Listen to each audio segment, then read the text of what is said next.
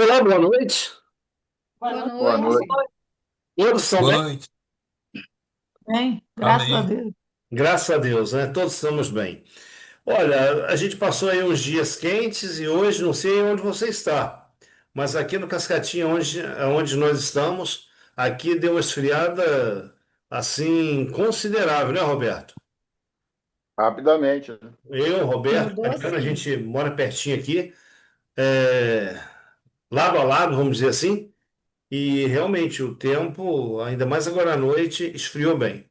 Bom, mas que o Espírito Santo aqueça nossos corações e que a gente tenha aí, nesses momentos que passarmos juntos, a gente tenha aí realmente um encontro com o nosso Deus, onde a gente possa ter uma experiência pessoal com Deus. Tá bom? Fiquem todos à vontade Perfeito. para participar, que Deus abençoe você, que você não fique com dúvidas, e se tivermos dúvidas, a gente tenta tirá-las, tá bom? Marcos, por gentileza, peça as bênçãos de Deus sobre o nosso momento de meditação nessa noite. Amém. Vamos orar então. Senhor nosso Deus, nosso Pai, Pai querido, Pai santo, Pai eterno e amado, estamos mais uma vez na tua presença nesse momento, nos preparando para dar início a esse estudo da tua palavra. Que o Amém. Senhor possa derramar o teu Espírito Santo, que ele possa se fazer presente, que ele possa ser o nosso professor, o nosso guia e possa nos conduzir e também fazer gravar tudo que será falado aqui nessa noite, abrindo a tua Amém. palavra. Te pedimos uma bênção especial sobre o Lutervan, que estará dividindo o pão da vida, mas também que o Senhor possa abrir teu coração com um toque do teu espírito, para que cada um possa aceitar essas verdades e possa as entesourar no coração. É Amém. isso que nós te agradecemos mais uma vez por essa bênção, em nome de Jesus. Amém. Amém. Amém. Amém. Amém. Meus queridos, eu estava pensando sobre um tema para essa noite. E a gente, caminhando aí pela Bíblia, Deus vai falando conosco através da palavra. E eu separei esse tema: salvação, iniciativa divina. Você já imaginou por um instante se, quando aconteceu o pecado, Deus não tivesse tido a iniciativa divina ao encontro do ser humano, ao encontro do homem, ao encontro de Adão e Eva? Como que nós estaríamos hoje, Claudinete? Se é que estaríamos, Pois é. não é? É, sem esperança, sem vida, né? Porque era ser condenação direta. Sim, sim, verdade, verdade. Eu separei um texto da Palavra de Deus, é um texto muito conhecido, mas esse texto ele vai nos dar aí base para aquilo que a gente vai conversar nessa noite. Então, vejamos. O texto é João, capítulo 3, verso 16. Quem poderia lê-lo para nós? Eu leio. Porque Deus amou o mundo de tal maneira que deu seu Filho unigênito, para que todo aquele que nele crê não pereça, mas tenha vida eterna. Então, Roberto, olha só, olha que texto magnífico. Aqui vem dizendo que Deus amou de tal maneira. Eu vou confessar para vocês que eu já tentei muitas vezes entender de forma racional esse texto. E eu digo para você que dentro da nossa concepção de amor, é, a nossa mente é muito limitada para entender o amor de Deus. Porque olha só, você lê, Deus amou o mundo, ok. Mas essa expressãozinha aqui, ó, de tal maneira, ou seja, ele amou o mundo acima de tudo, acima de todos, acima, enfim, de toda a criação dele, a ponto de dar o seu único filho, Jesus, para que todo aquele que cresce naquilo que ele viria fazer, tá? tivesse a vida eterna e não morresse. Por quê? Por que que esse texto ele é tão importante, ele é tão indecifrável para nós? Porque se você observar, nós amamos com reservas. Eu acredito que somente uma mãe não ame com reservas. Uma mãe, ela se dá, ela se mata pelo filho. Ela é capaz de tirar até a vida de alguém para resgatar um filho, para salvar um filho, ou dar a própria vida, não é? Em resgate de um filho. E quando você olha para esse texto, você vê que Deus ele se deu. Agora, vamos lá. Você teria coragem de se sacrificar por um filho? Você aí que tem filho? Sim. E aí, Mariana? Sim, com certeza. Por um amigo? Ah, um amigo depende. Você reparou? Né? Por um filho, a gente responde prontamente, claro, por um amigo. Depende do amigo, não é? Assim? Eu penso que nem é. Ah, tudo bem, eu não estou discordando com a Mariana, a gente concorda nisso aí. E eu, Sandra, acredito que os demais também. Ah, você daria sua vida em favor de um inimigo? De jeito. Não. Olha só a nossa resposta. Sim, depende e não. Agora, sim, olha, eu concordo com você, eu também penso assim. Mas quando você pega esse texto, você vai observar que essas três características estão no texto. Veja, nós somos filhos de Deus. Sim. Veja, Deus deu o filho dele para morrer pelos outros seus filhos. Nós somos amigos de Deus. Bom, Nos tornamos amigos de Deus a partir do momento que o conhecemos e aceitamos o que ele fez por nós. Mas e aqueles que não amam a Deus, aqueles que vão um dia se perder? Deus amou esses também de tal maneira? sim. Sim. Você Ele reparou, não fez esse. você reparou como que é diferente o nosso amor por o amor de Deus? A gente coloca limitações.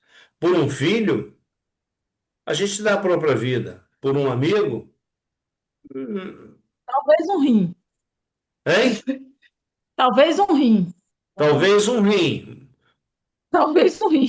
Talvez. Né? Porque tem dois, né? Porque tem dois, que não é fácil, que é um só, né? É, e quando chega na questão do amigo, você vai ver que aí não, sem chance, não é? Mas quando É. você olha para a palavra de Deus, Roberto, o apóstolo Paulo ele vem dizendo que nós éramos inimigos de Deus quando Jesus veio morrer por cada um de nós. Então, na realidade, Mariana, na realidade, quando Jesus vem a esse mundo, ele é amigo, mas aqueles que ele vem salvar o rejeitam. São seus inimigos. Querem ver? Pega aí a sua Bíblia, abre no Evangelho de João. A gente vai tomar muitos textos aqui do Evangelho de João, muitos não, alguns textos do Evangelho de João, para a gente compreender um pouquinho, parcamente, sobre o amor de Deus. Então, o Evangelho de João,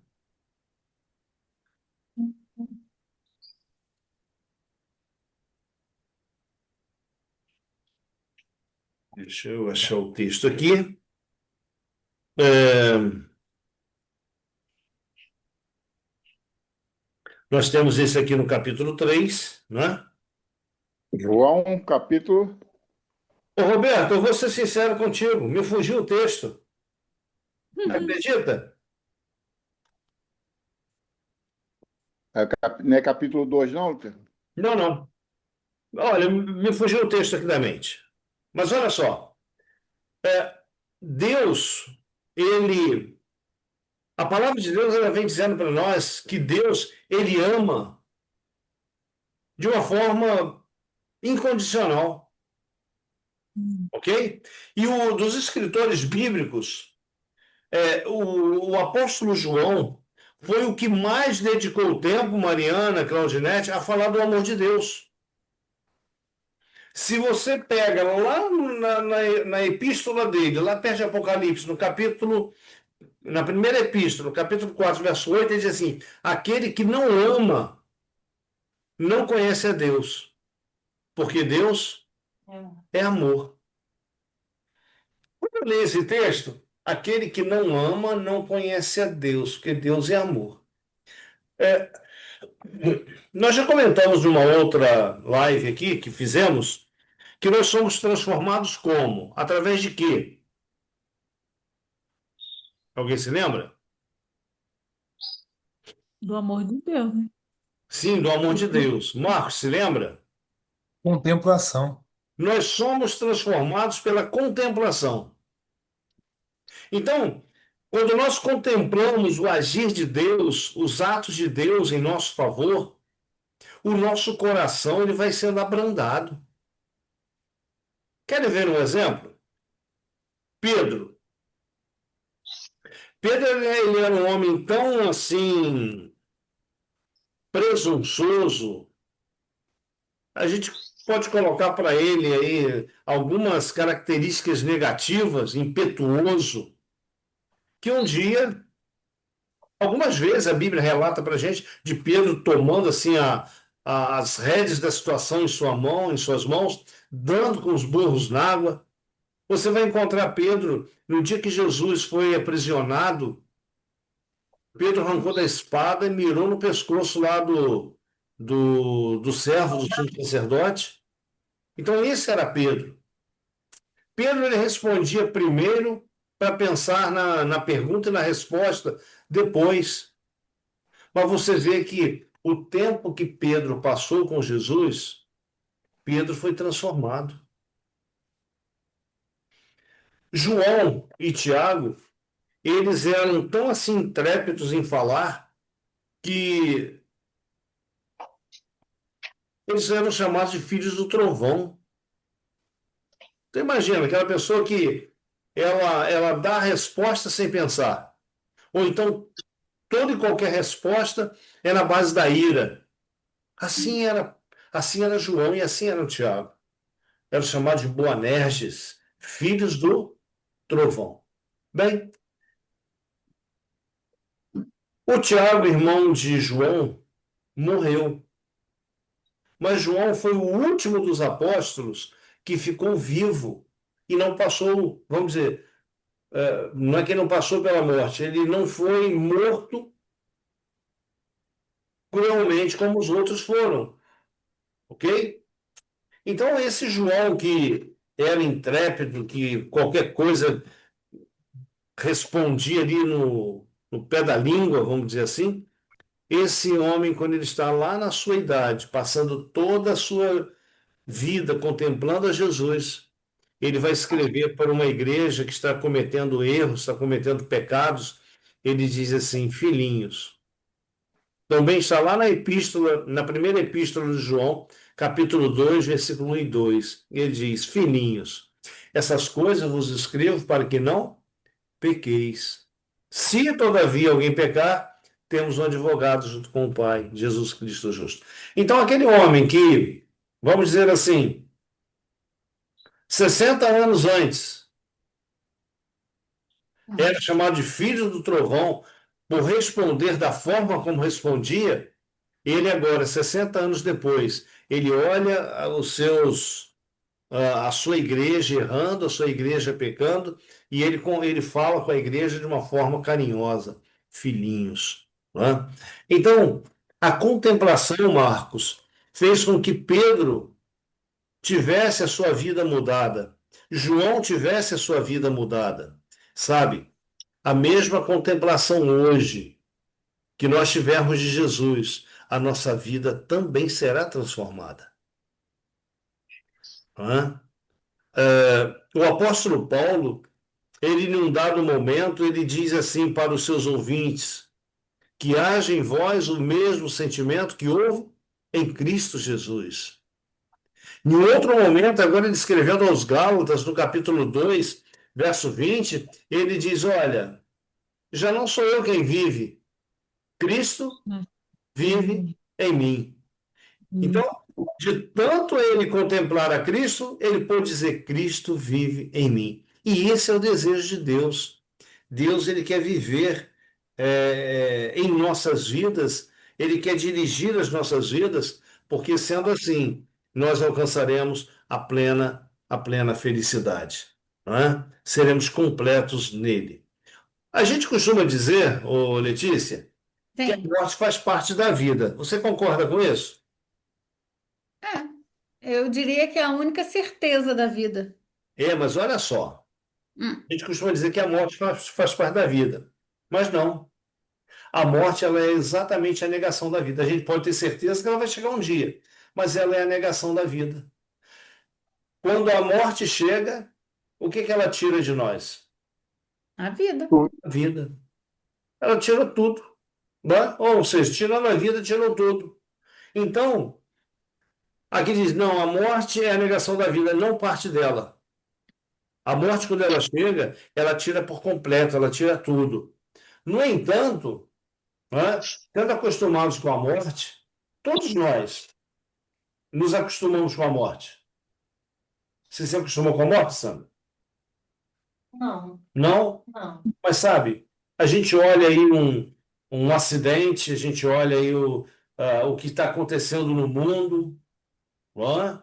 Pessoas sendo mortas aí indiscriminadamente, e isso acaba nos tornando um pouco que frios. E acaba a gente rotulando a morte de uma maneira errada. Ah, não, isso aí faz parte da vida. A gente chama a morte de algo oposto ao que ela realmente é. Então, seja qual for a nossa compreensão aí dela, da morte, uma coisa é certa. Sem a ajuda divina, a morte eterna seria o destino de nós todos. Olha que coisa terrível. Sem a ajuda divina, sem a iniciativa divina, todos nós, Claudinete, estaríamos hoje condenados. Uhum. Condenados. Né? Sandra, ia falar alguma coisa? Não? Outra coisa, felizmente essa ajuda chegou. Deus, em seu infinito amor, o que que ele fez? Ele nos oferece salvação mediante Cristo. Quando o anjo ele foi lá para Maria e anunciou a ela o nascimento do Messias e que ela seria a pessoa através de quem ou da qual o Messias viria a esse mundo, o anjo disse: olha, e você vai colocar o nome dele de Jesus. Jesus. E é curioso que esse nome Jesus, é, ele, vamos dizer que ele é uma referência, não, mas ele nos lembra um nome hebraico. E Jesus ele tem, Yoshua, que quer dizer que Yahvé é a salvação. Mas esse nome Jesus, o anjo disse que ele iria salvar o seu povo dos seus pecados. Então, tanto o nome de Jesus lá no hebraico, Yoshua, como o nome que ele recebeu no seu nascimento, Jesus, ambos têm o quê? A mesma significância. Ele salvará o seu povo dos seus pecados. Ele vai salvar a Letícia dos seus pecados. Ele vai salvar a Lourdes dos seus pecados. A Mariana, o Roberto, a mim, a Sandra, cada um de nós. Quando você invoca o nome de Jesus, você está invocando salvação. Ok? Bem, um outro detalhe curioso sobre a salvação é que ela é um dom de Deus. Quer ver que belo isso? Efésios capítulo 2, abra sua Bíblia, em Efésios capítulo 2, versículo 8 ao 9. Deixa eu só dar um auxílio aqui aos amigos. É, qual Efésios, Efésios capítulo 2, verso 8 ao 9. Mariana, achou aí já? João? Roberto, Mariana, você pega, a gente estava em João, você vai seguir para frente em direção ao Apocalipse, ok? Você vai encontrar aí, olha, João, Atos, Efésios já achei. Romanos, 1ª e 2ª Coríntios, Gálatas, Efésios. E vai ser qual? Qual Capítulo capítulo? 2, capítulo 2, versículo 8 e 9. 8 e 9, já achei. Achou? Mariana, achou? Sim. Quer ler para a gente? É o 2 e 9? Capítulo 2, verso 8 e o 9. Porque pela graça sois salvos mediante a fé, e isso não vem de vós, é o dom de Deus, não da obra para que ninguém se glorie. Olha só. Pela graça sois salvos mediante a fé. Isso não vem de vós, é dom de Deus. Vamos entender um pouquinho esse texto dentro do que Paulo está trazendo para nós. E, ao mesmo tempo, aquele texto que nós pegamos lá no início. Porque Deus amou o mundo de tal maneira que deu seu Filho único para que todo aquele que nele crê não pereça, mas tenha vida eterna. Tem duas palavras dentro desse. Ou melhor, tem duas palavras dentro desse contexto de amor que a gente encontra no Novo Testamento. E as duas palavras, uma é verbo e a outra é substantivo.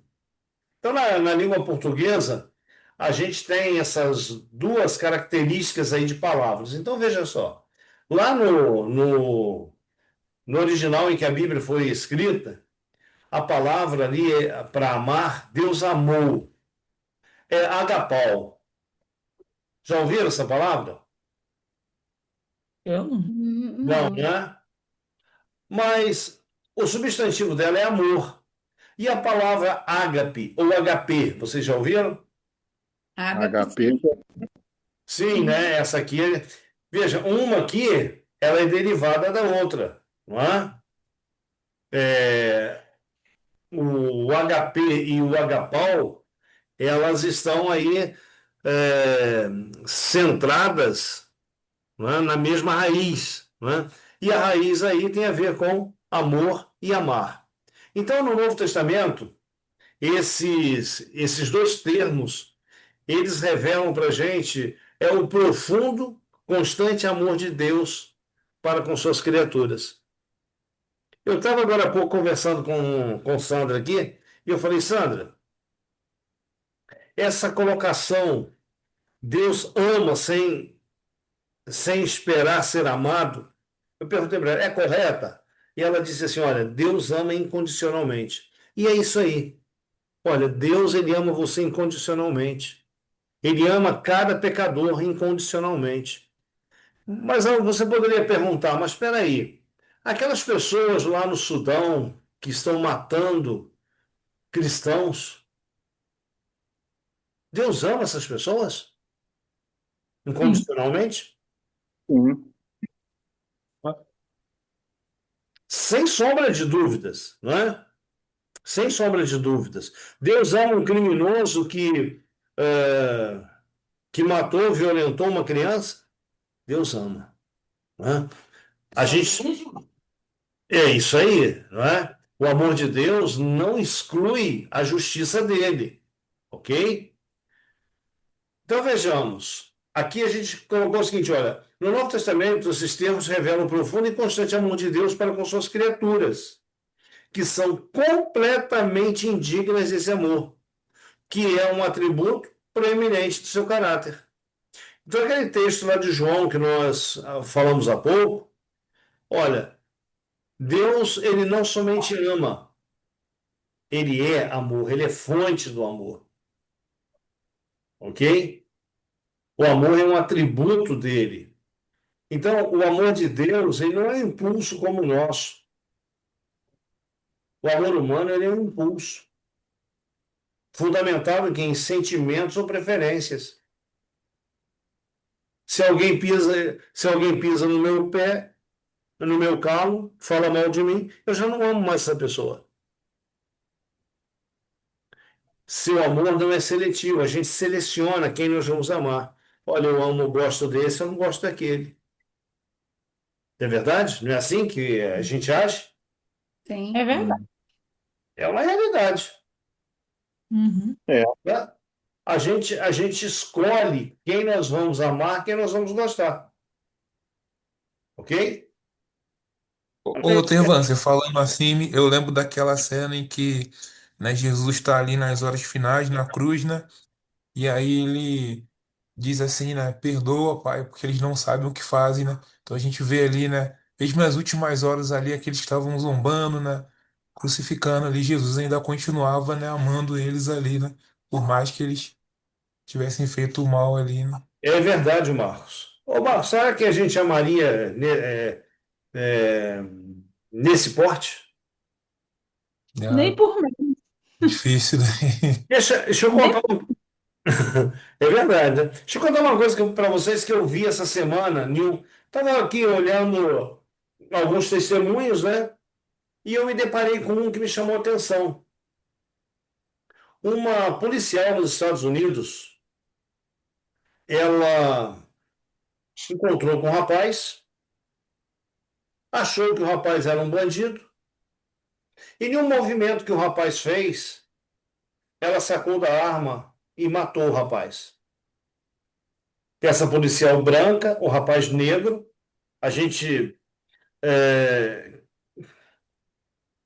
querendo ou não, a gente vê o racismo muito forte nos Estados Unidos, e chegou ao julgamento, aquela mulher não foi condenada.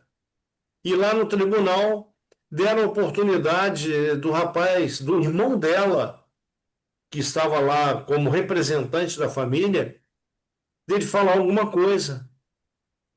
E ele olhou para ela, um rapaz, eu acredito que aquele rapaz deve ter o quê? Uns 20 anos, mais ou menos. Ele olhou para ela e disse assim: Eu te perdoo. Não, irmão da pessoa que tinha morrido, né? É, o irmão da vítima, né? Da vítima. Ele chega para a mulher e ele diz: Olha, eu te perdoo. E aquela mulher, ela não esperava isso. E ela caiu em lágrimas. Ele saiu de onde ele estava, ele foi até ela, a abraçou. E olha, ela chorava copiosamente. Gente, é fácil você amar quem te faz mal? Ah, né? De Não. jeito não. nenhum. É não. De Não jeito é, nenhum. gente, não é. Mas e quando você contempla Deus? E quando você é transformado pelo amor de Deus? Aí sim você vai ver Estevão. Estevão, ele foi apedrejado até a morte. Estevão foi um dos líderes, um dos diáconos da igreja primitiva e, e a pessoa que aprovou, vamos dizer assim, bateu o martelo para que Estevão fosse apedrejado foi o apóstolo Paulo, que até então era Saulo de Tarso. Até então ele tinha se convertido, Até né? então, é isso aí, até então Paulo não tinha tido um encontro com Jesus. E um detalhe, Paulo fazia tudo isso, vamos dizer, essa caça aos cristãos, achando que estava fazendo uma coisa certa, uma coisa boa.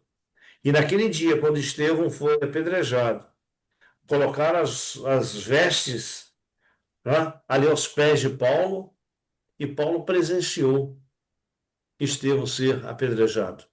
Tem um filme sobre Estevão que fala desse momento, que no momento em que Estevão está sendo apedrejado, ele olha para Paulo e diz assim: Eu te perdoo. E aquilo ficou na mente, né? Segundo ali aquela naquela produção cinematográfica, aquilo ficou na mente de Paulo.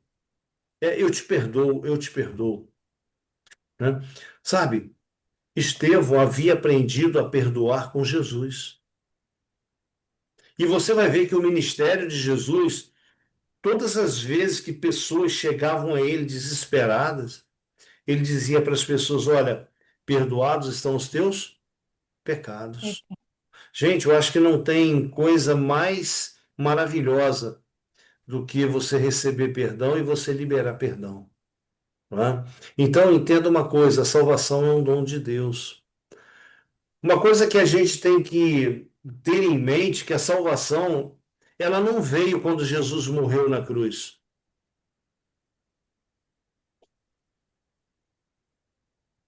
Tem muita gente que olha e coloca a salvação é, como acontecendo somente depois que Jesus morreu na cruz. Mas quando você vai para o Velho Testamento, você vê N e N evidências do amor salvífico de Deus lá, ok? Então veja bem, aqui também diz assim, olha, o verdadeiro amor é conhecido por suas ações. Vocês concordam com isso? Sim. Sim, não é? Então, olha só, o amor de Deus é refletido em suas ações. Qual é o texto que nós começamos a nossa mensagem? Deus amou o mundo de tal maneira, Que deu seu Filho único para deu. que todo aquele que crê não pereça, mas tenha vida eterna. Então, veja, Deus amou de tal maneira que deu. Isso é ação? Sim. Sim, Amar é ação? Claro. Sim. Sério, sim. entenda uma coisa, gente, amar não é sentimento. Amar é ação. É uma ação, não é?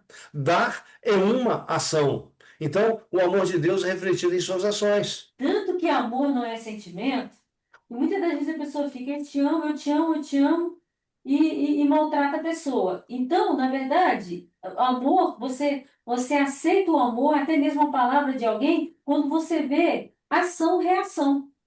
Se não houver isso aí, você não acredita. Não é?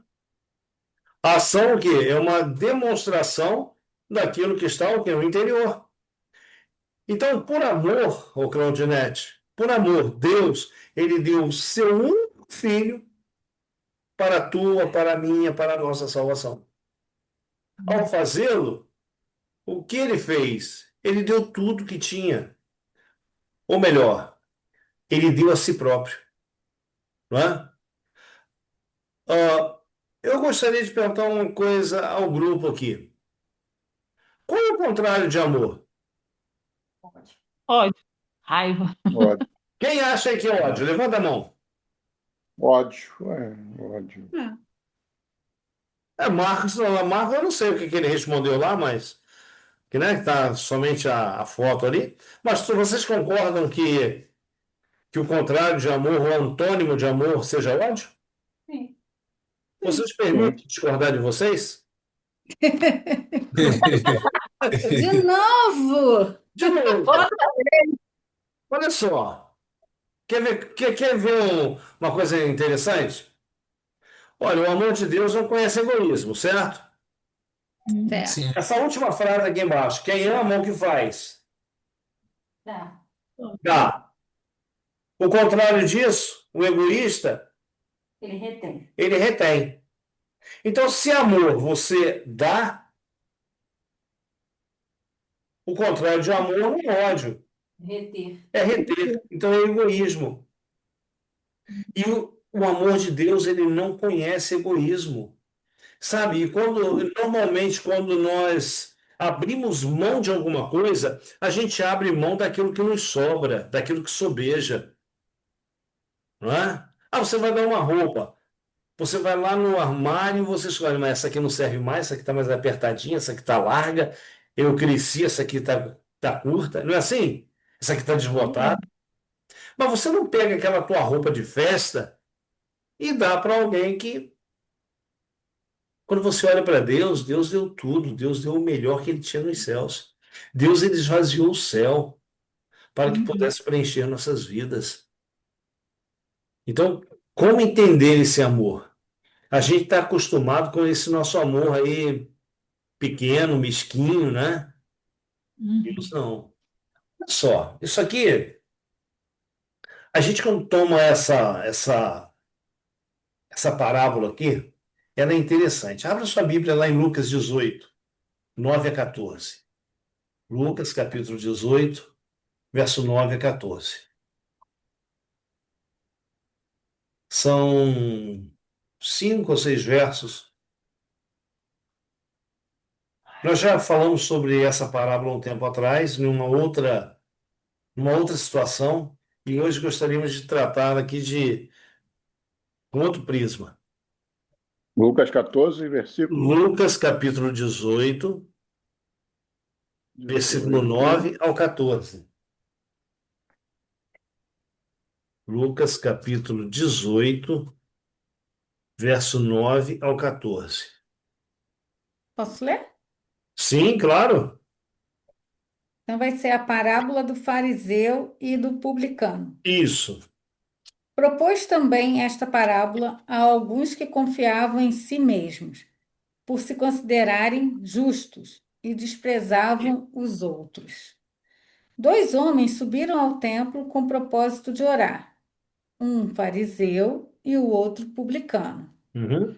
O fariseu, posto em pé, orava de si para si mesmo, desta forma: Ó Deus, graças te dou, porque não sou como os demais homens, roubadores, injustos e adúlteros, e nem ainda como este publicano.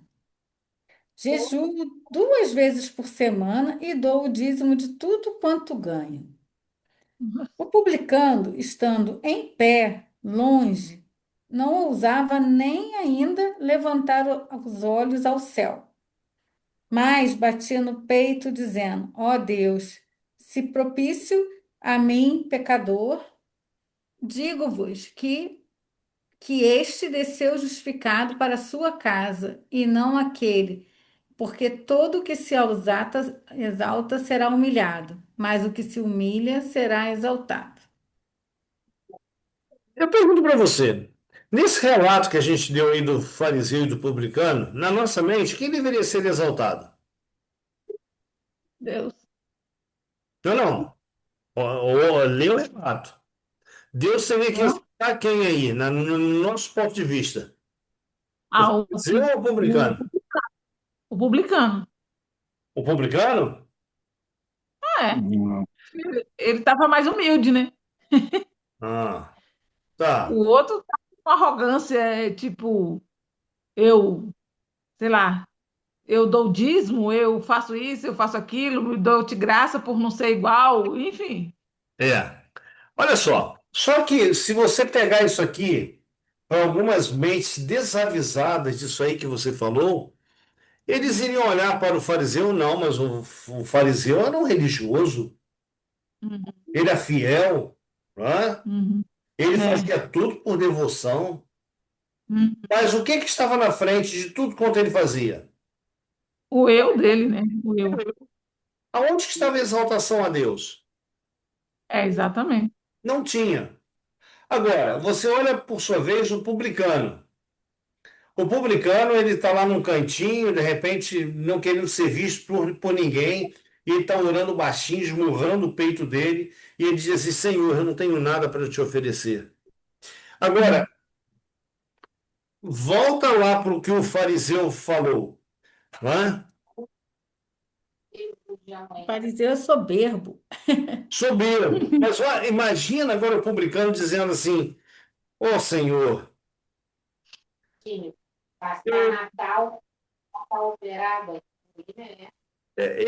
olha para Deus e diz assim: Ó Senhor, eu não sou como os demais homens, eu sou pior que todos eles. Senhor, olha, eu sou um roubador, eu sou um ladrão, eu fui injusto, eu adulterei lá notas promissórias, eu não jejuo, eu sou infiel a ti, eu não devolvo disso. Senhor, eu não tenho nada, o meu coração é sujo, eu não tenho nada para te oferecer. Porque se você olha para o fariseu, o que ele faz, E você olha para o publicano, o que ele está fazendo? Ele está fazendo exatamente o inverso. É. Senhor, eu não mereço nada de tuas mãos, somente a tua misericórdia. Eu só quero o teu amor, só gostaria que o Senhor olhasse para mim com compaixão. Uhum. Então, entenda uma coisa, que eu acho muito interessante quando a gente olha para a pessoa de Deus. Entenda, nada do que você faça de bom qualifica você ao céu. Nada. Uhum. Se você vai para Isaías 64, verso 6, Letícia, o profeta Isaías ele diz assim: todas as nossas justiças são como trapos de imundícia. E o trapo de imundícia ali não é aquele pano de chão que já, de tanto você usar, já tem um buraco aqui, já tem outro buraco lá, já não serve para mais nada, de tanto buraco, virou um trapo. Não, não.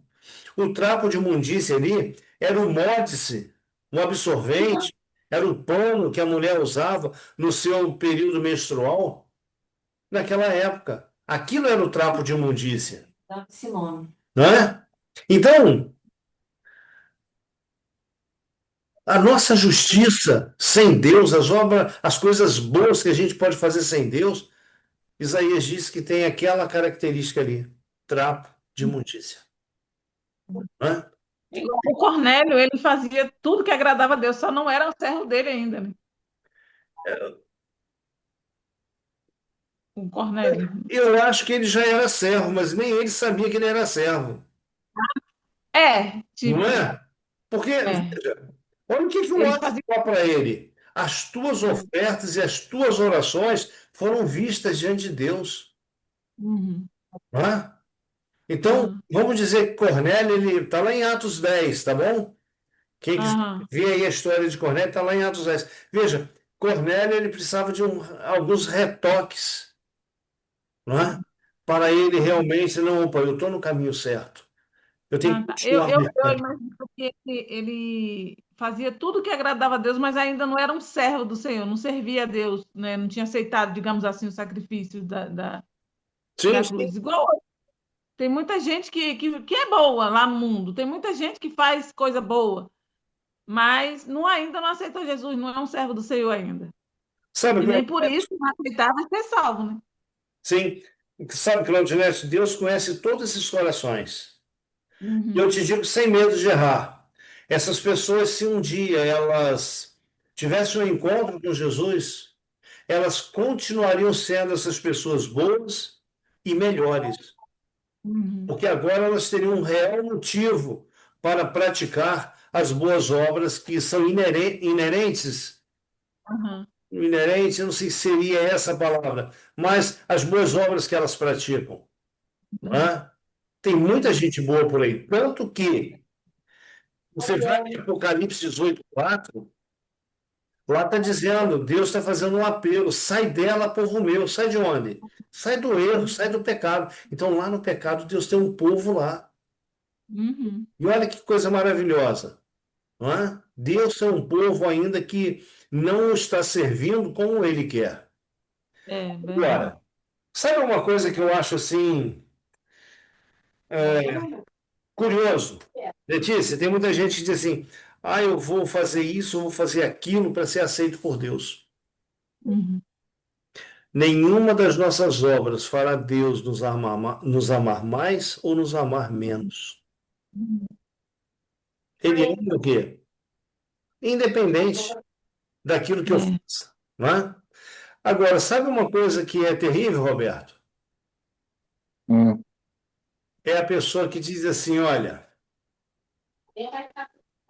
ah, Jesus morreu por mim, eu tenho direito à salvação. Aí eu Hum. seria totalmente egoísta. É. E tipo assim, ele sofreu tanto, tanto, tanto para nos dar salvação, e a gente, tipo, parece que não, vou de qualquer maneira. Né? Jesus já sofreu, ou seja, eu vou entrar lá de qualquer maneira, digamos assim.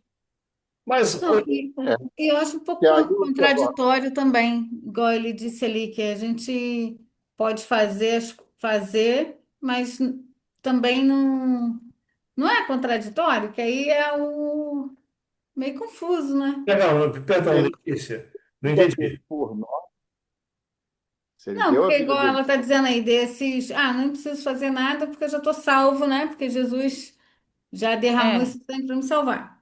E aí você Só estava que ele dizendo que às vezes a pessoa é boa e tudo, mas não é essas coisas que ela sendo boa que vai salvar. É confuso, né? Não, não, sabe, não é contraditório, não. Olha só. Se eu fizesse essa pergunta aqui para vocês, o que eu preciso fazer para ser salvo? O que vocês me diriam?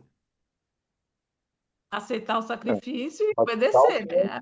para não pecar. Nada. Quem falou nada aí? Eu, Cristina. Ó, Cristina, veja, Roberto falou não pecar, Claudinete falou aceitar o sacrifício, Cristina falou nada. A realidade, Letícia, o que você precisa fazer para ser salva? Crer Em quê? em Jesus. Vamos voltar para o texto lá do início? Porque Deus amou o mundo de tal maneira que deu o seu Filho único. Peraí, quando ele deu o seu Filho único, ele falou com você que ia dar o filho dele por você? Não, eu nem sabia que eu ia passar por aqui. Exatamente, exatamente.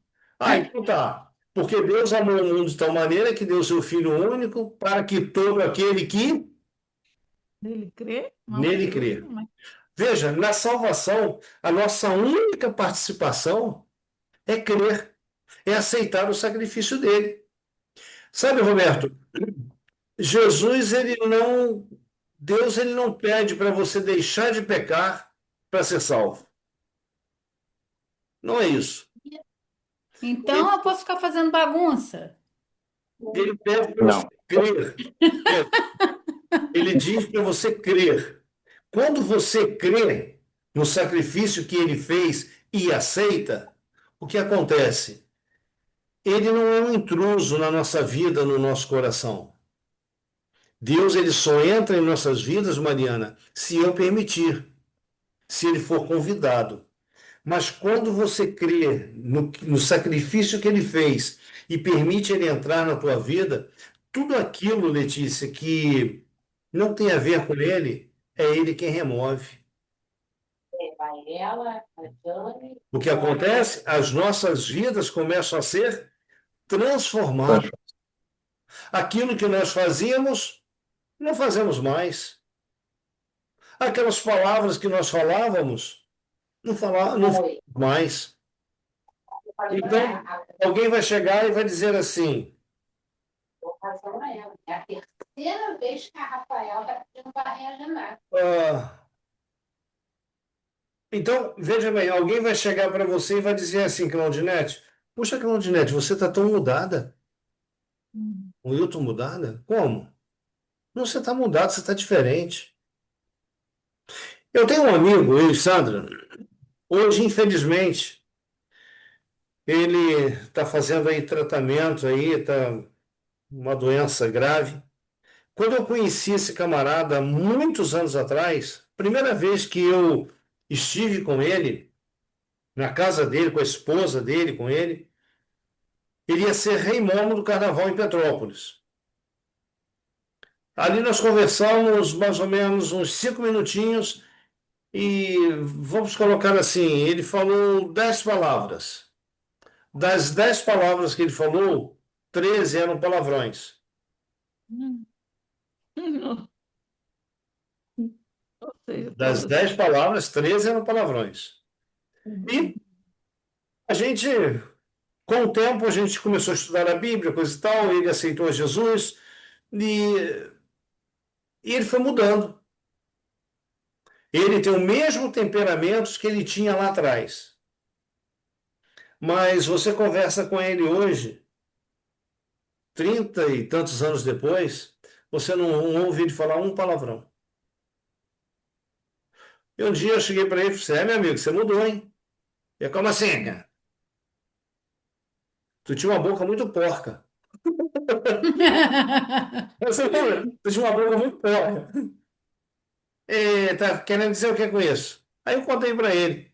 Aí ele falou para mim, sabe? Quando a gente compreende o que Deus faz por nós e a gente deixa Ele agir na vida da gente, Ele vai mudar. Eu não sei quando eu mudei, eu não sei quando eu deixei de falar palavrão. Né? Então, gente, nada do que você faça, entenda, vai qualificar você para o céu, vai fazer Deus amar mais ou menos você. Bom, mas então eu não preciso fazer nada? Não, agora quando você pratica obras de justiça, é uma resposta ao amor de Deus por você. Por que que você não faz mais aquilo que você fazia? Porque você conscientizou, não, peraí, Deus me ama tanto, e isso aí, se eu fizer, vai ofender a Deus. Então, deixa isso lá no passado. Deus apagou o meu passado, por que que eu vou ficar relembrando ele? Não é? Agora, graça. Como é que você define graça? Porque nós lemos o texto. Porque pela graça sois salvos por meio da fé. Isso não vem de vós, é dom de Deus. Como é que você entende graça? É uma boa pergunta. Mariana, você Oi. conhece a graça? Não é aquela graçazinha, nossa, não, não, não. Sabe, Não. graça, Mariana, dentro da Bíblia, ela começa no livro de Gênesis, no capítulo 3, e ela vai até o livro do Apocalipse, lá no último capítulo. Veja, eu coloquei aqui embaixo, olha, graça é um presente que gratuitamente recebemos, ok? Então, olha, graça é receber um presente gratuitamente, ao mesmo tempo em que somos indignos de recebê-lo, ok? Quando você ganha um presente, você espera por esse presente? Às vezes, sim. Ah, mas aí, Letícia, isso aí não é um presente, não é? Ué, O presente é aquilo que a pessoa chega e diz, olha, eu lembrei de você hoje, trouxe uma lembrança para você. Isso é presente. Mas, por exemplo, chega o dia do aniversário. Se a pessoa já está esperando receber alguma coisa, deixou de ser presente. Perdeu a graça. Perdeu a graça. Mas numa data aleatória, alguém chega para você e diz assim, Mariana, o maridão aí, Mariana, chega para você e diz assim, Mariana, poxa, hoje eu passei em tal lugar assim assim, eu lembrei que você gosta disso, e eu vi, e eu trouxe para você. Olha, aquilo ali vai ter vamos dizer assim, vai ter um sabor, não estou dizendo de comida, né? Mas vai ter um sabor muito mais agradável do que se viesse no dia do aniversário. Puxa, eu é fui, ser surpreendido, né? Ser não é? surpreendido. Então veja, Deus surpreendeu você e eu. Como? Com a graça, Ele nos deu um presente. Em Cristo Jesus, Ele nos deu um presente, que é salvação. Não é? A única recompensa que nós, pecadores, merecemos é a morte. Mas Deus, Ele reverteu esse quadro. Ele reverteu esse quadro. No lugar da morte que nós merecíamos, Ele nos deu vida em Cristo Jesus. Bom, nós falamos que a salvação é iniciativa de Deus, certo? É iniciativa divina. Quando você faz assim uma rápida leitura nos quatro evangelhos, você vai encontrar, principalmente no Evangelho de João, expressões como essa aqui, ó. Jesus dizendo: aquele que me enviou, o Pai que me enviou. Então eu coloquei aqui quatro textos. Tudo do Evangelho de João, 6:44, 7:28, 8:29 e 12:49. Tudo voltado o quê? Para isso aqui, ó. Deus, ele tem tamanho interesse na tua vida eterna que ele enviou o teu filho para dizer para você e para mim: olha, meu pai te ama muito. Quer ver que bacana? Vem aqui no livro de Gênesis e você vai encontrar assim o amor de Deus de uma forma indescritível, não é? Indescritível que para nós, corações egoístas. Deus falou para Adão e Eva assim: olha, não coma desse fruto. Se vocês comerem, o que que vai acontecer? Vai morrer, não é?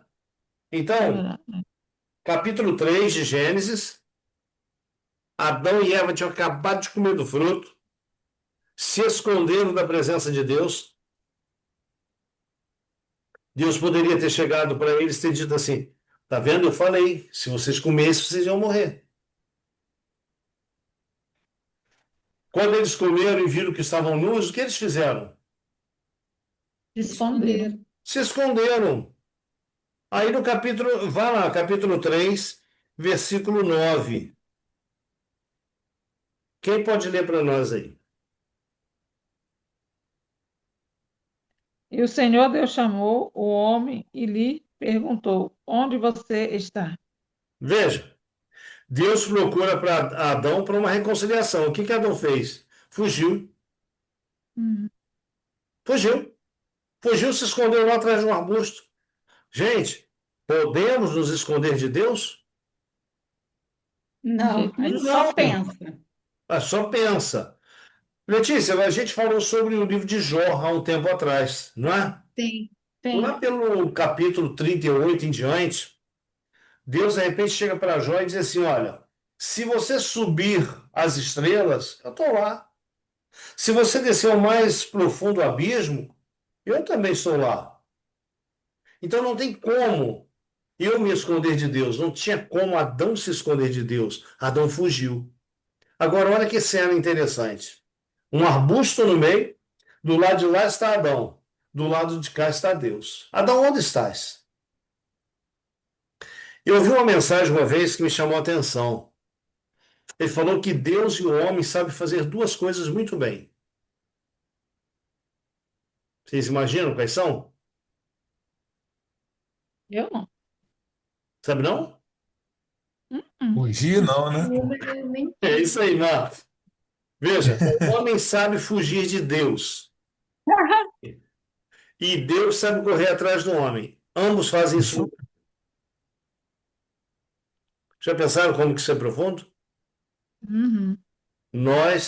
A nossa natureza faz sempre a gente fugir de Deus.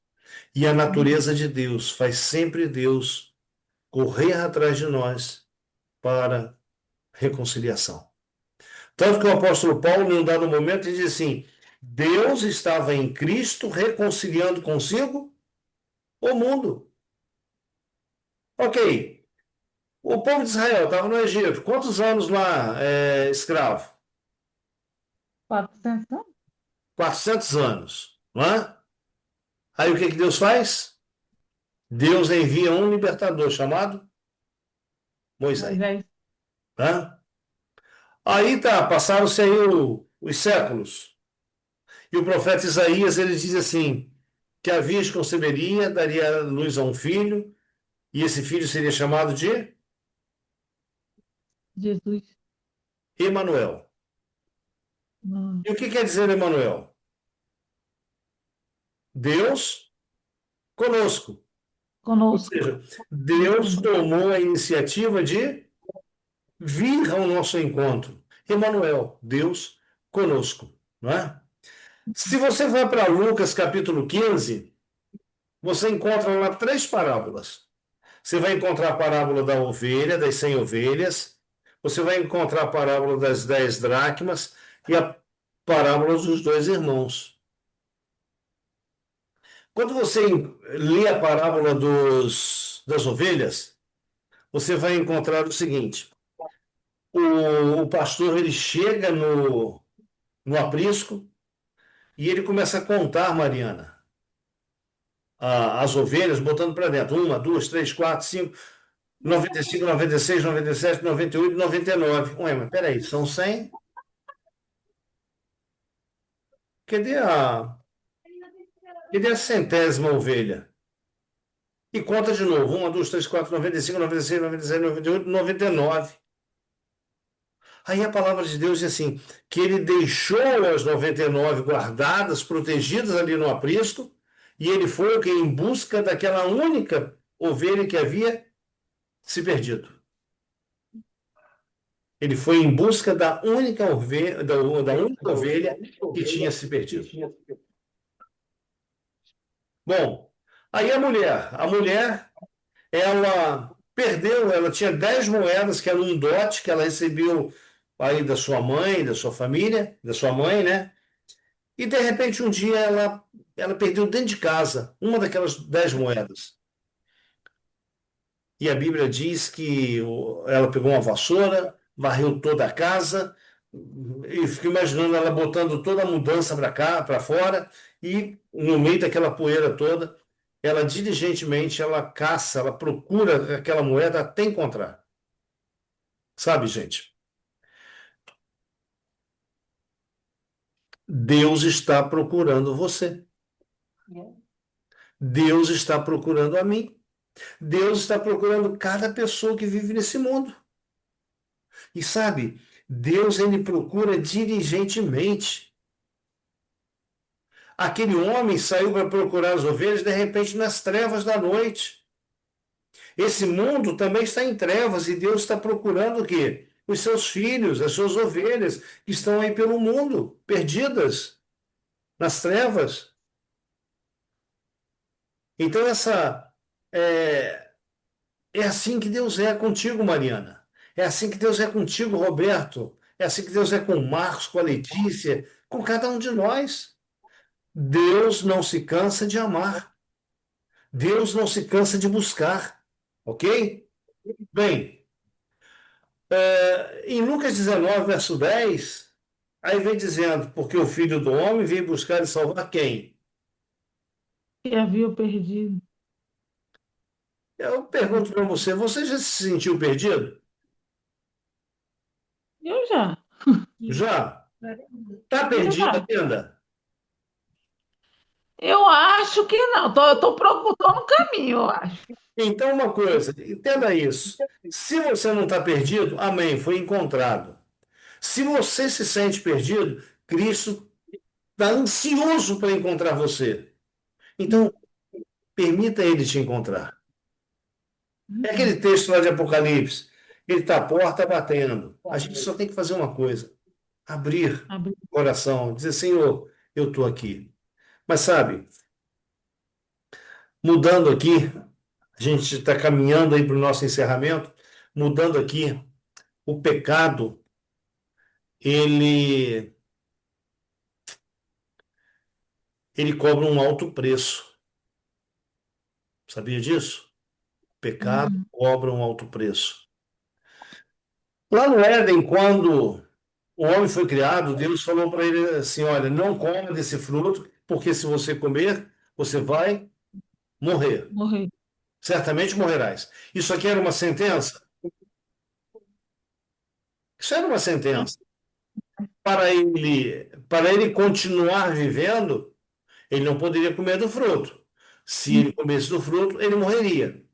Agora, observe um detalhe. Adão foi lá, juntamente com Eva, e comeram do fruto. E o que que eles perderam? A vida. A vida eterna? Não, A não vida. perderam a vida eterna. Perderam, Jesus. perderam a vida eterna. Adão É que eles, se não tivesse comida, ia continuar vivos, né? Sim, estaria sim. vivo até hoje. Tanto é que Aham. Adão comeu e continuou vivo. Uhum. Mas ele olhou para si e ele havia perdido, ele e Eva haviam perdido a glória de Deus.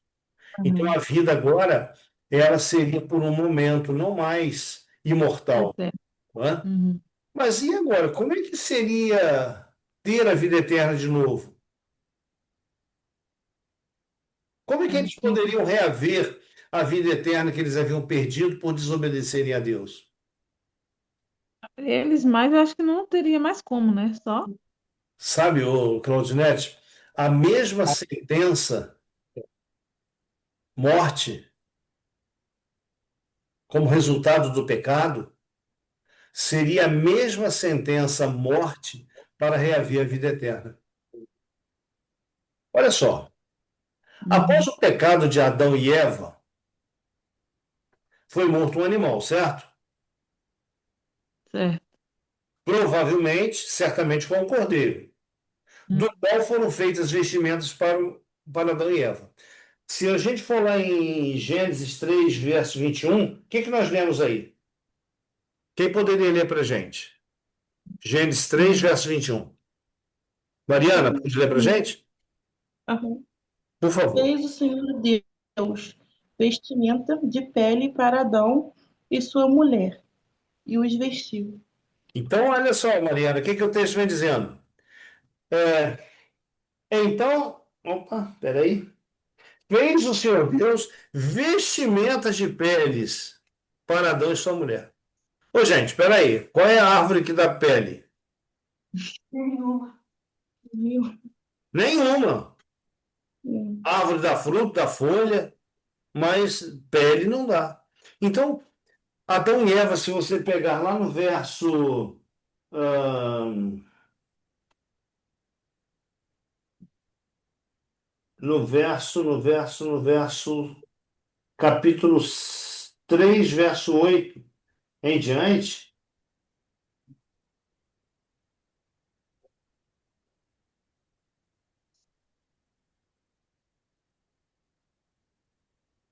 Nesses versos aqui, vem dizendo que Adão, ele fez para si vestimentas de folhas, folhas de figueira, Uhum. né? Folhas de figueira. Mas a folha de figueira, o que acontece? Ela vai secar, ela vai esmiuçar, vai apodrecer. Era a tentativa humana de cobrir o seu pecado, né? Aí, quando o Senhor vai ao encontro de Adão lá no Éden, novamente, ele indo ao encontro de Adão lá no Éden, ele vê o pecado do homem, vê a fragilidade do ser humano diante do pecado, e aqui vem dizendo que ele fez roupas de peles para Adão e Eva. Então, um animal foi morto, e da pele do animal, do couro desse animal, foi feito vestimentos para Adão e Eva. Sabe o que me chama a atenção aqui? Isso aqui é a maior demonstração de graça que nós encontramos no início da Bíblia. Adão pecou, morreu? Morreu depois, né? Não, no dia que ele pecou, ele morreu? Ah, não, não. No dia que comer, certamente, morrerás, Morrerá. falou. Mas quem Uhum. morreu no dia em que Adão comeu do fruto? Um inocente, não sabe, acho que foi um cordeiro, né? O cordeiro. Então, quando eu vejo, Claudinete, esse texto que o cordeiro morre, propicia roupa para Adão, eu vejo aqui graça. Uhum. Veja, nós como pecadores, nós teremos que morrer. Jesus veio e morreu em nosso lugar. Isso é graça. Adão tinha que morrer, o cordeiro morreu no lugar de Adão. Isso é graça. As vestes que Adão teve lá de peles simbolizam a justiça de Cristo. Isso é graça. No Monte Uhum. Moriá, lá em Gênesis 22, Abraão foi ordenado por Deus subir o monte e matar o filho dele, Isaque. E na hora que Abraão ia sacrificar o filho, Deus impediu e mostrou para ele um cordeiro, preso, agarrado lá nos arbustos pelos chifres. Ou seja, Isaac foi substituído pelo cordeiro. Lá no Egito, quando o povo estava saindo do Egito, naquela noite terrível, a morte dos primogênitos, foi ordenado que o sangue de um cordeiro fosse passado nas portas, nas ombreiras das portas. E quando o anjo da morte passasse, toda a casa que tivesse o sangue na ombreira da porta, o primogênito não morreria. Aí você caminha um pouco mais, quando o santuário foi levantado ali no deserto, um cordeiro era oferecido pela manhã e outro ao pôr do sol. E esses cordeiros eles queimavam ali sobre o altar dia e noite. Isso aí era um simbolismo de que do sacrifício de Jesus por nós, a intercessão dele diária por nós. Então veja bem, a morte foi exigida. O pecador tinha que morrer. Aí João, quando estava lá no Rio Jordão, João ele diz assim, olha, eis o Cordeiro de Deus que tira o pecado do mundo. Apontando para quem? Para Apontando Jesus. para Jesus. Eis o Cordeiro de Deus que tira o pecado do mundo. Bom, você poderia me perguntar assim, mas Lutervan, por que um cordeiro tinha que morrer? De repente, é meio macabro tudo isso, né? Mas essa é a exigência do pecado. O pecado, ele exige o quê? Que o pecador morra. A lei também exige que o pecador morra. Por quê? Desobedeceu a voz de Deus que é vida. Em Hebreus Hum. 9:22, diz assim, ó, com efeito, quase todas as coisas, segundo a lei, se purificam com sangue. E sem derramamento de sangue não há o quê? Remissão. Remissão. Na Bíblia, na linguagem de hoje, diz assim, olha, e havendo derramamento de sangue, e não havendo derramamento de sangue, não há o quê? Perdão de pecados. Pensa por um instante a angústia que deve ter sido para Adão, lá no Éden, ele pegar um cordeirinho e ele matar. Ele nunca tinha visto a morte. Nunca nenhum animal tinha morrido. E ele tirar a vida de um cordeirinho. Como que isso aí deve ter sido repulsivo para ele. Hum. Não é? Cada vez que havia um pecado, ter que matar um animal. Sabe, essa forma escolhida por Deus era para que acontecesse no coração humano uma repugnância pelo pecado. E o homem sentisse o quê? Aversão ao pecado. Por isso que, sem derramamento de sangue, não há remissão do pecado. Ao mesmo tempo que isso causaria uma repugnância no coração do ser humano, isso iria também proteger o ser humano para não pecar novamente. Sabe, queridos, a palavra de Deus ela vem dizendo que o salário do pecado É, amor. é a morte. O texto ele não para aqui. Ele tem uma vírgula e ele continua, que é a nossa esperança. Porque lá diz, mas o dom gratuito de Deus é a vida eterna em Cristo Jesus. Esse dom gratuito de Deus chama-se graça, o presente que nós recebemos sem merecer. Mas, por outro lado, a palavra de Deus também diz, olha, a alma que pecar, essa morre. Essa morreu. Então a única coisa que eu mereço é o quê? É a morte, por causa dos meus pecados. Mas a misericórdia de Deus, ela nos liberta aí da consequência do pecado. Podemos ser livres dos nossos pecados? Sim ou não? Sim.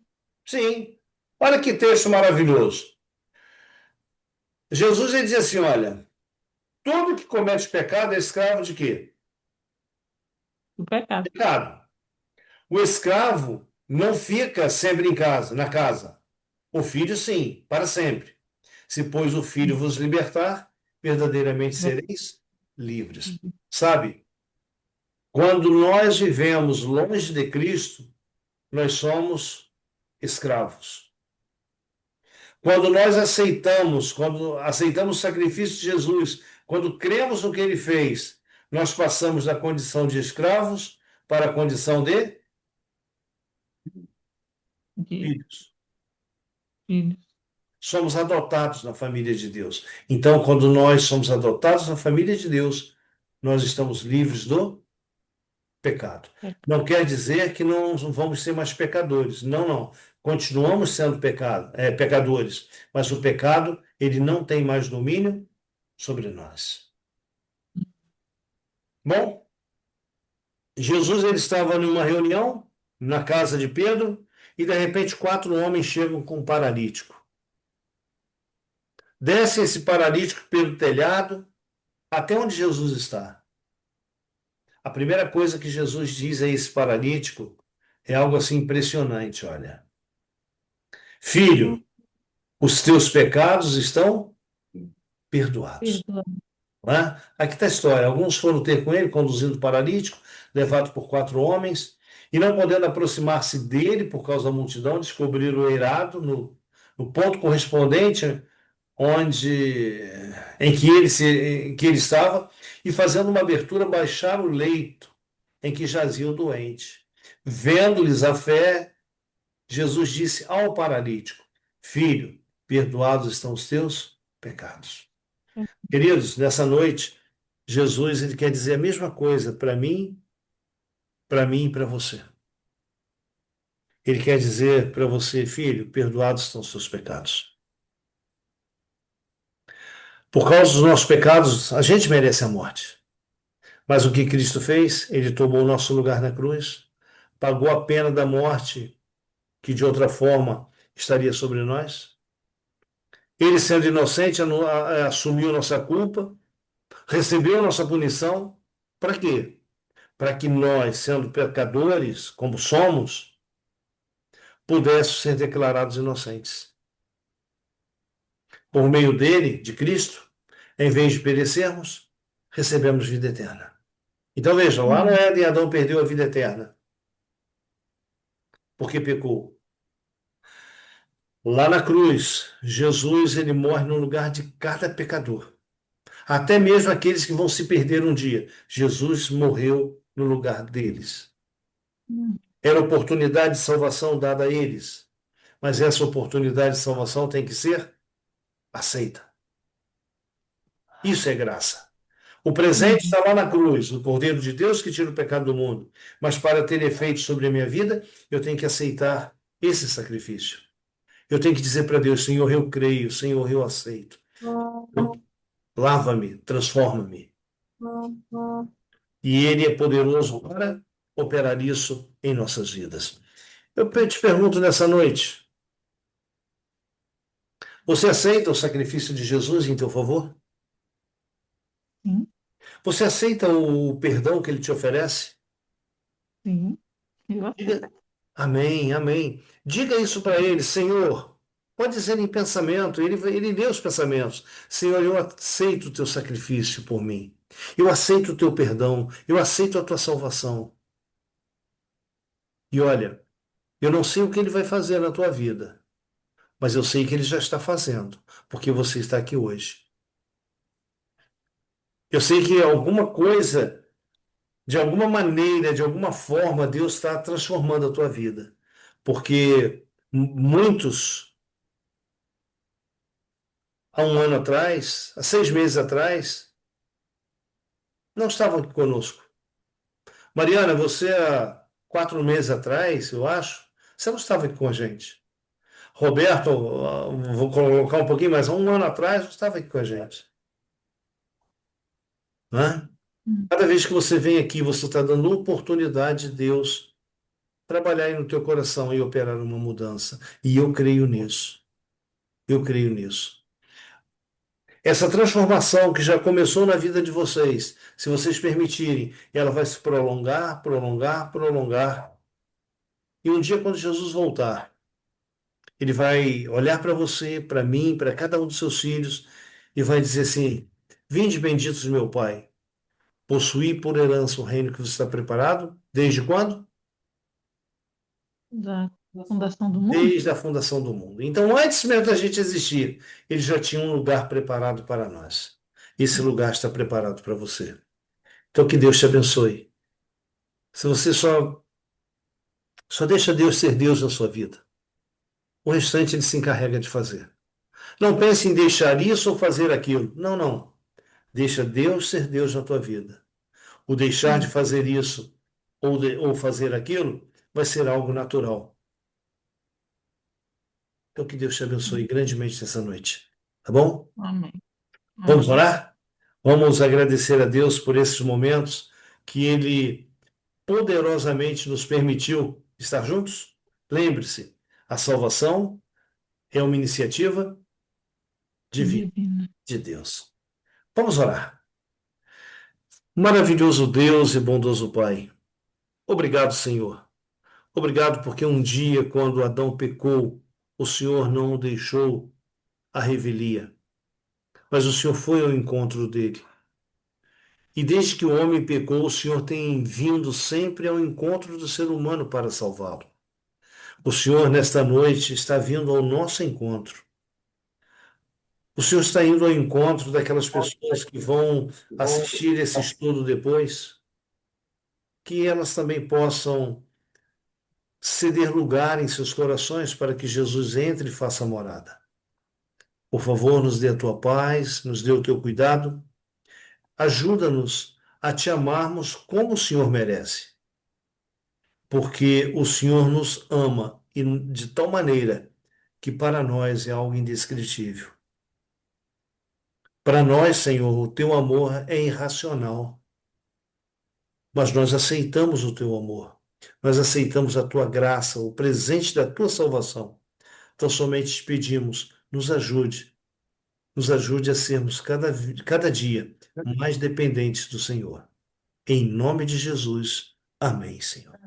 Amém. Então, Amém. boa noite. Queridos, uma boa noite para todos vocês. A Letícia teve que dar uma saidinha aí. A irmã Lourdes voltou de novo. Que Deus nos abençoe poderosamente. Roberto, Deus te abençoe. Mariana, Letícia, Claudinete, Marcos e Cristina, Lourdes, Sandra. Você que vai assistir esse estudo depois, que Deus te abençoe grandemente também. Gente, Deus abençoe. Boa noite a todos. Amém. Boa noite a todos. Boa noite, gente. Boa noite. Boa noite a todos.